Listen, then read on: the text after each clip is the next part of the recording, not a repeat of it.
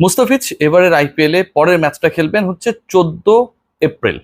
পহেলা বৈশাখ বাংলাদেশে যেদিন আসলে সকাল থেকেই মোটামুটি একটা আনন্দ উৎসবের তৈরি করবে, সেই উৎসব যখন শেষ হবে অফিসিয়ালি বিকেলের পর থেকে সন্ধ্যায় মুস্তাফিজের ম্যাচ মুম্বাই ইন্ডিয়ান্সের এগেনস্টে। মুস্তাফিজ যদি 11-এ থাকেন, it's going to be his 5th match. এর আগে তিনি 4টা ম্যাচ খেলেছেন এবং 4 ম্যাচে তার উইকেট সংখ্যা হচ্ছে 9।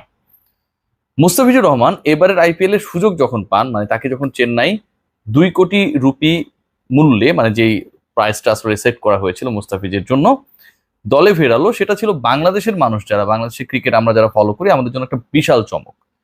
মনে হচ্ছিল একটা সময় হয়তো মুস্তাফিজ আনসোল্ড থেকে যাবেন। দ্বিতীয় চমকটা হচ্ছে মুস্তাফিজ তিনি যদি সেলও হয়ে যান, সেই দলটা যখন হচ্ছে ধোনির চেন্নাই, চ্যাম্পিয়ন টিম, আইপিএল এর সবচেয়ে সাকসেসফুল দলগুলোর একটা, যৌথভাবে মুম্বাই ইন্ডিয়ান্সের সাথে 5বার তারা টাইটেল জিতেছে, তখন আসলে অবাক হতে হয়। এবং একই সাথে ব্যাখ্যা বিশ্লেষণগুলো সামনে চলে আসে যে definitely they have some master plan regarding Mustafiz.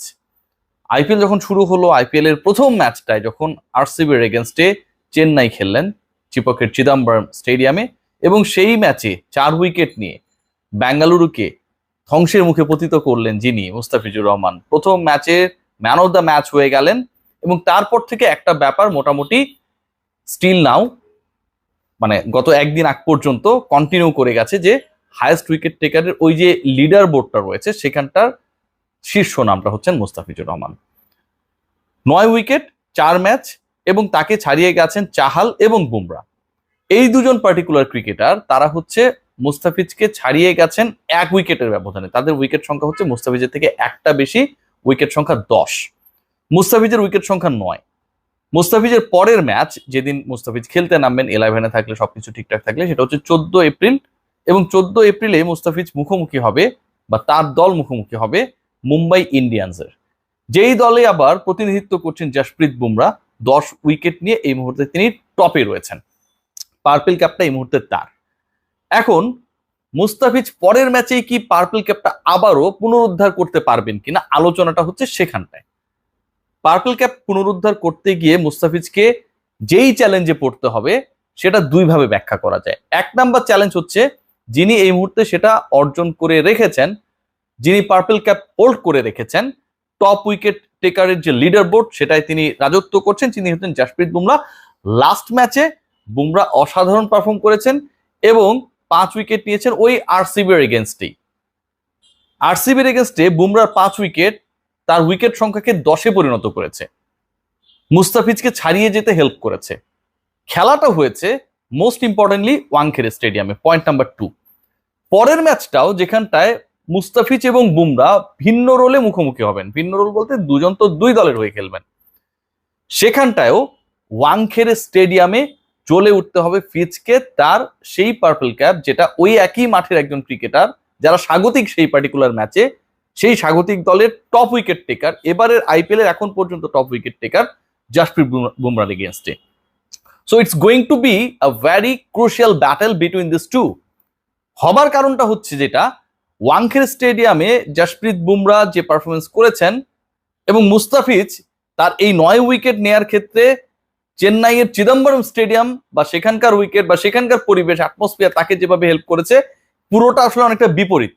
মানে ওয়াংখেড়ের অ্যাটমসফিয়ার যতটুকু বুমরার ফেভারে থাকবে, ওই একই অ্যাটমসফিয়ার তুলনামূলকভাবে মুস্তাফিজের ডিসফেভারে থাকবে। উইকেট সংখ্যা মুস্তাফিজের 9টা, যার 8টা তিনি নিয়েছেন চিপকের চিদম্বরমে। একটা উইকেট তিনি নিয়েছেন যে ম্যাচে আসলে তিনি খরচ করেছিলেন 4 ওভারে 47 রান, সেই 1 উইকেট প্লাস করলে টোটাল নাম্বার অফ উইকেটস হয় 9। বুমরা লাস্ট পারফরমেন্সটা করেছেন, এত ভালো পারফরমেন্স করেছেন, 5 মেরেছেন এবং মুস্তাফিজকে ছাড়িয়ে গেছেন, চাহালকে ছাড়িয়ে গেছেন যেই মাঠে, সেই মাঠেই আবার তিনি নামছেন তার দলের হয়ে। সো তিনি তো একটা অ্যাডভান্টেজাস পজিশনে থাকবেনই। মুস্তাফিজ যেই টাইপের উইকেটে তুলনামূলকভাবে ত্রাস ছড়াতে পারেন, এবারে আইপিএলে এমন না যে মুস্তাফিজ হচ্ছে খুব বেশি লিমিটেড ছিলেন, খুব বেশি পার্টিকুলার একটা নির্দিষ্ট ক্যারেক্টারের উইকেটের বাইরে গিয়ে তিনি ভালো করতে পারেন নাই, বা এরকম বলার সুযোগটা নাই। টোটাল 4 ম্যাচের একটাই খারাপ করেছেন, ওই ম্যাচে আরো অনেকেই খারাপ করেছে, বাট বাকি 3টা ম্যাচে তো মুস্তাফিজ খুব ভালো করেছেন। 2 উইকেট 22 রানে, 2 উইকেট 29 রানে, 28 রানে 4 উইকেট। সো মুস্তাফিজের পারফরমেন্স ওভারঅল ভালো। কিন্তু এই ভালোটা তো হচ্ছে চেন্নাইতে। মুম্বাইয়ের যে স্টেডিয়ামটা খেলা হবে, এবং মুম্বাইতে যেই ম্যাচটায় মুস্তাফিজ মুম্বাই ইন্ডিয়ান্সের এগেনস্টে জশপ্রীত বুমরার সাথে লড়বেন তার পার্পল ক্যাপ পুনরুদ্ধারের জন্য, সেটা আসলে যতটুকু আমরা বুঝি, যতটুকু ওখানকার স্ট্যাটিস্টিক্স আসলে সাজেস্ট করে, তুলনামূলকভাবে মুস্তাফিজের থেকে বুমরাকে এগিয়ে রাখবে। কিন্তু এবারের আইপিএলে Mustafizur Rahman is a different character. এবারের আইপিএলে Mustafizur Rahman is doing different. তিনি যে প্রথম 16 ম্যাচে, মানে প্রথম ম্যাচে তো তিনি 4 উইকেট নিয়েছিলেন, কিন্তু 16তম ম্যাচ পর্যন্ত বাংলাদেশে ব্যাক করে আসার আগ পর্যন্ত ভিসা ইস্যুর কারণে পার্পল ক্যাপ যে তার দখলেই রাখবেন, এটা কে ভেবেছিল ভাই? এই ধারণাটা তো কারোই ছিল না একটা সময়। বাংলাদেশে আমরা যারা অতি আশাবাদী, আমাদের আইপিএল একজনই ক্রিকেটার রয়েছেন, তাকে নিয়ে এত আলোচনা, বিশ্লেষণ, পরিসংখ্যান ঘাটাঘাটি, কত ধরনের স্পেকুলেশনস, কিন্তু আমরাও কি খুব বেশি আশাবাদী ছিলাম? কেউই ছিলাম না। মুস্তাফিজ তো পুরো চালটাকেই বদলে দিয়েছেন। তো যেহেতু তিনি চাল বদলে দিয়েছেন এবং একই সাথে তিনি যখন দেশে ফেরত আসলেন, তারপরে তার পার্পল ক্যাপ অন্য কারো হয়ে গেল। কামব্যাক ম্যাচে তিনি, যেই ম্যাচে দীপক চাহার ছিলেন না, যেই ম্যাচে পাথি রানা ছিলেন না, পুরো দলের নেতৃত্ব তিনি দিলেন এবং কলকাতা নাইট রাইডার্সের মতো বিধ্বংসী একটা দলের এগেনস্টে মুস্তাফিজ যেভাবে বল করেছেন, নারিনদের এগেনস্টে যেভাবে বল করেছেন, আন্দ্রে রাসেলের এগেনস্টে যেভাবে বল করেছেন, লাস্ট ওভারে যেভাবে মাত্র 1 রান দিয়েছেন, শেষ 2 ওভারে মুস্তাফিজ দিয়েছেন 18 এবং 20তম ওভার 9 রান প্লাস 1 রান, মাত্র 10 রান। প্রতিপক্ষকে মাত্র 137 রানে আটকে রাখার ক্ষেত্রে যে রোলটা তিনি প্লে করেছেন, সেই জায়গায় তাকে প্রেস করতেই হবে। সো এই মুস্তাফিজও ডিফারেন্ট মুস্তাফিজ, যেই মুস্তাফিজকে আমরা চিনি দ্য স্পোর্টিং উইকেটে, তুলনামূলক ফ্ল্যাট উইকেটে, যেখানটা অনেক বেশি রান হয়। লাস্ট ম্যাচ যেখানটায় মুম্বাই ইন্ডিয়ান্স জিতে গেছে, 196 চেস করে 200 করেছে তারা, এবং মজার ব্যাপার যেটা, সেই রানটা চেস করতে তারা 27 বল হাতে রেখে চেস করেছে। মানে যদি টার্গেটটা কোনোভাবে 250 হতো মুম্বাই ইন্ডিয়ান্স, তো সেটাও চেস করে যেতেন। ভয়টা সেখানটায়। প্রায় 200 ছুঁই স্কোর যখন করে একটা দল আরসিবি মুম্বাইয়ের এগেনস্টে, এবং সেটা 27 বল আগে তারা চেস করে যান, সেরকম একটা উইকেটে জশপ্রীত বুমরা যখন 5 উইকেট নিয়ে নেন, সেরকম একটা উইকেট, আবারও বলছি, যেখানটা আসলে বোলারদের জন্য কিছুই নেই, তখন আসলে মুস্তাফিজের জন্য বা মুস্তাফিজের দলের জন্য যে একটা বড় চ্যালেঞ্জ অপেক্ষায়, সেটা বলাই বাহুল্য। এর থেকেও একটা বড় চ্যালেঞ্জ রয়েছে, সেটা হচ্ছে আইপিএল এর প্রত্যেকটা দল অনেক ক্যালকুলেটিভ।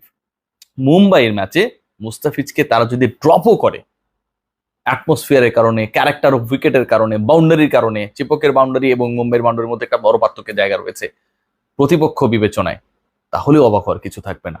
আইপিএল এর দলগুলো পার্পল ক্যাপ কে জিতলো, কে ছিনিয়ে নিল সেই হিসাব না, জয়ের ইকুয়েশন করেই মাঠে নামে। তো ফিজের যে পারফরমেন্স, তাকে ড্রপ করার ডিসিশন নেওয়াটা ডেফিনেটলি অনেক টাফ হবে। সবাই ভালো থাকবেন, টেক গ্রেট কেয়ার। মুস্তাফিজের জন্য শুভকামনা। যেভাবে তিনি ঢাকা থেকে চেন্নাইয়ে ব্যাক করে পার্পল ক্যাপ নিজের করে নিয়েছিলেন, মুম্বাইয়ে গিয়ে সেটা যদি করতে পারেন, সেটা আরো স্পেশাল হবে, কারণ সেটা তিনি নিজের করে নেবেন মুম্বাইয়ের প্লেয়ার, মুম্বাইয়ের মাঠে যিনি ত্রাস ছড়িয়েছেন লাস্ট ম্যাচে জশপ্রীত বুমরা, তার কাছ থেকেই।